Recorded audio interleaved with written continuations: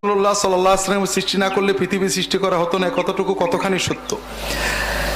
এ কথাটুকু কোরআনেও নেই, হাদিসেও নেই। লাউলা কালামা খালাকতুল আফলাক, এটা জাল হাদিস। আমার এখানে দুটো বই আছে, একটা আমার লেখা হাদিসের নামে জালিয়াতি, আর একটা ফুরফুরার পীর আবু জাফর সিদ্দিকীর লেখা আল মওজুআত।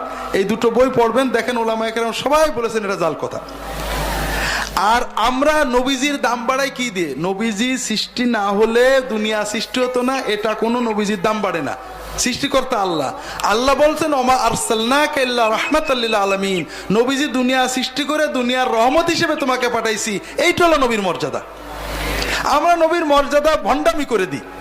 নবীজি নূরের তৈরি, নূরের তৈরির দাম বাড়ে কে বলেছে? ফেরেশতারা নূরের তৈরি, মা আদম মাটির তৈরি। কে কার সেজদা করলো? কোন না কে?